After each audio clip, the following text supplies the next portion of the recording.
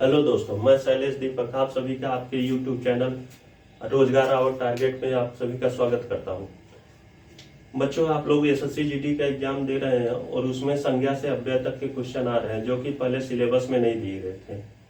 तो आप सभी इन क्वेश्चन को लेकर बहुत परेशान हैं और हमने एनालिसिस में देखा कि इस 5 मिनट के चैप्टर को लोग एक एक घंटे में पढ़ाए हुए हैं। तो मैं आशा करता हूं कि मैं आप लोगों को 5 मिनट में ही संज्ञा से अव्यय तक का परिचय करवा दूंगा और आपके एग्जाम की बेहतरीन तैयारी होगी। इनसे प्रत्येक शिफ्ट में 1 से 2 क्वेश्चन पूछे जा रहे हैं। अगर आप 5 मिनट यह वीडियो देख लेंगे तो आपके 1 से 2 नंबर बढ़ जाएंगे। ठीक है, आइए शुरू करते हैं। शब्द देखिए, आपके यहाँ विकारी और अविकारी शब्द पूछे जा रहे हैं। शब्द के रूपांतर के आधार पर शब्द 2 प्रकार के होते हैं। रूपांतर के आधार पर शब्द 2 प्रकार के होते हैं, विकारी और अविकारी। तो कैसे याद करेंगे आप सभी इन क्वेश्चनों को? तो देखिए, कहिए कि शब्द के 2 बच्चे, पहला विकारी और दूसरा अविकारी। विकारी का अन्य नाम व्यय है और अविकारी का अन्य नाम अव्यय है। विकारी इसका नाम क्यों पड़ा? क्योंकि यह लिंग वचन कारक के कारण परिवर्तित हो जाता है, जबकि यह लिंग वचन कारक के कारण परिवर्तित नहीं होता है, इसीलिए इसका नाम अविकारी है। विकारी के भी 4 बच्चे और अविकारी के भी 4 बच्चे। जब इसके पास 4 बच्चे हुए तो इसने कहा कि हम आपसे कम हैं, क्या हम आपसे कम हैं? तो इसलिए इसने भी 4 बच्चों को जन्म दिए। विकारी के पहले बच्चे का नाम है संज्ञा। संज्ञा का अर्थ होता है नाम। तो संसार में जितने भी प्रकार की जितने भी नाम है वो सब क्या है? संज्ञा है। जैसे विराट, भारत, हिमालय, दिल्ली इत्यादि जितना भी नाम होगा। जैसे कैसे हम वाक्यों में कैसे जानते हैं कौन संज्ञा है कौन सर्वनाम है? तो विराट खेलता है, तो विराट यहाँ क्या है? संज्ञा है। खेलना क्या है? क्रिया है। भारत क्या है? संज्ञा है।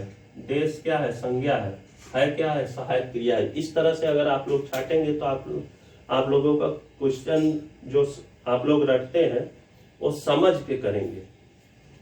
फिर आता है सर्वनाम। सर्वनाम अर्थात सब का नाम, जो संज्ञा के स्थान पे प्रयोग हो उसे सर्वनाम कहते हैं। जैसे यह, वह, मैं, हम, आप, तू आदि।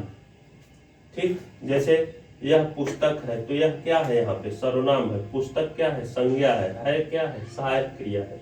वह गाय है, वह गाय है तो वह क्या है? सर्वनाम है। गाय क्या है? संज्ञा है। फिर आता है क्रिया।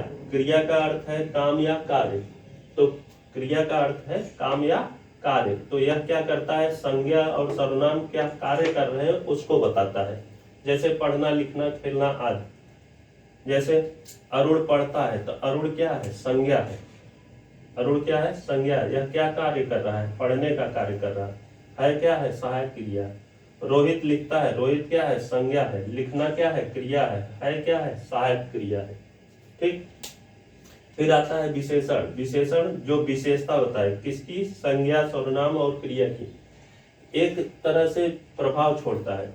तो संज्ञा और सर्वनाम की विशेषता बताता है तो इसे विशेषण कहते हैं, जबकि क्रिया की विशेषता बताता है तो इसे क्रिया विशेषण अव्यय कहते हैं। जैसे अच्छा, बुरा, मोटा, पतला, सुंदर, कुरूप आदि।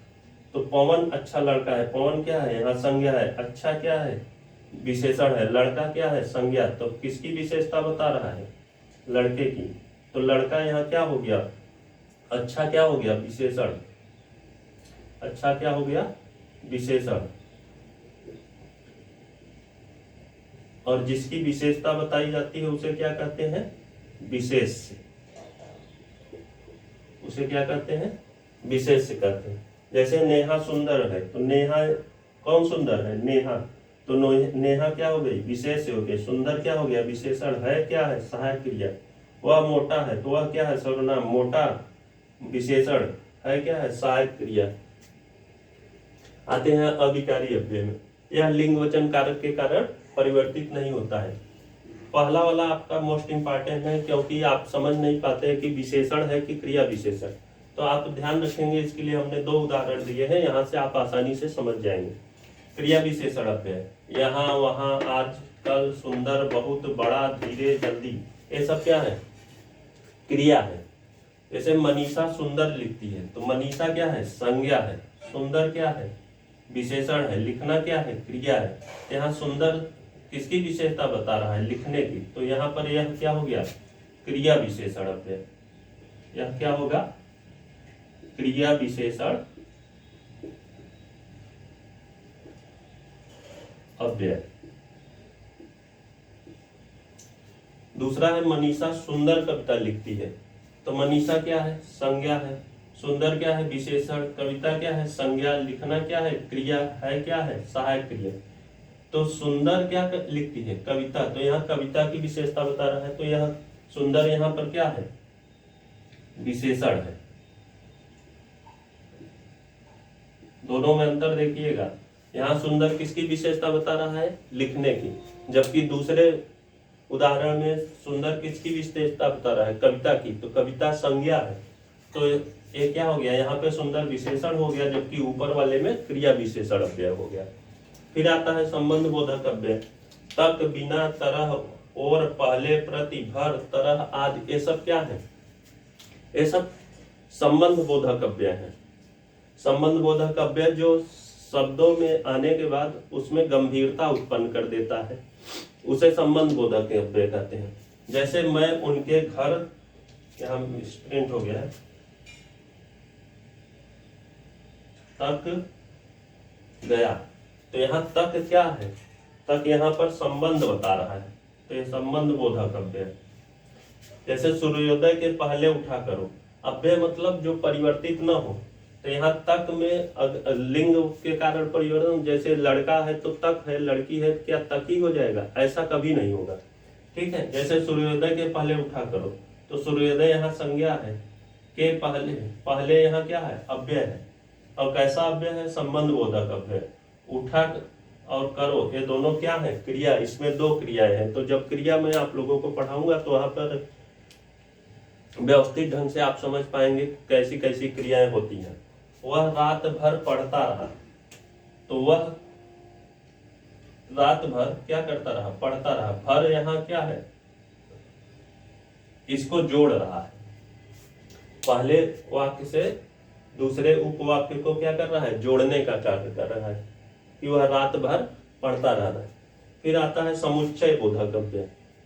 समुच्चय बोधक अव्यय में कुछ नहीं है, जो एक प्रधान वाक्य को दूसरे प्रधान वाक्य से जोड़ता है उसे समुच्चय बोधक अव्यय कहते हैं। जैसे लेकिन, किंतु, परंतु, तथा, एवं, अथवा, या, कि, अथवा, क्योंकि, इसलिए, ये सब क्या है? समुच्चय बोधक अव्यय है। जैसे रोटी खाओगे या भात खाओगे, तो पहले उपवाक्य को दूसरे उपवाक्य से कौन जोड़ने का कार्य कर रहा है? या।